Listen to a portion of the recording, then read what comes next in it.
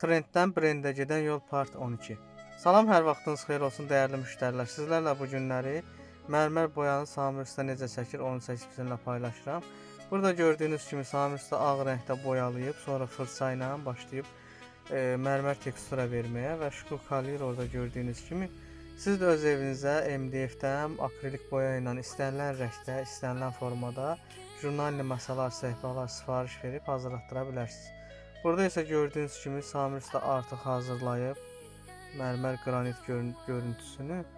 Burada artıq parlaq lakın vurur və bu lak quruyandan sonra paylovka olunmalıdır. Ona görə biz müştərilərimizə mat lakı 5-7 gün ərzində, parlaq və super parlağı isə 7, 10, 10-15 gün ərzində təhvil verilir.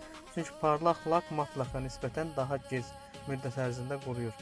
Və bu hazır olduqdan sonra artıq paylovka olunacaq və paylovka olunan görüntünü də sizlərlə paylaşacağıq ki, necə parıldadığını və necə göründüyünü görəsiniz.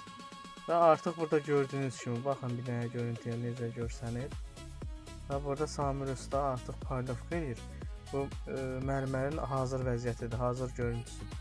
Paylovka olunur burada, sonra isə inşallah müştəriyə təhvil verəcəyik.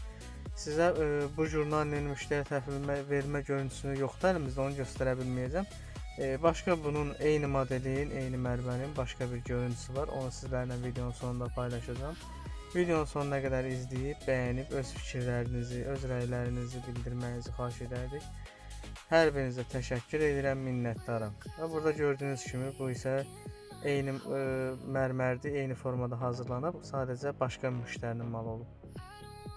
Bu isə yeni modellərdir, üstləri paneldən hazırlanıb. Hər birinizə təşəkkür edirəm.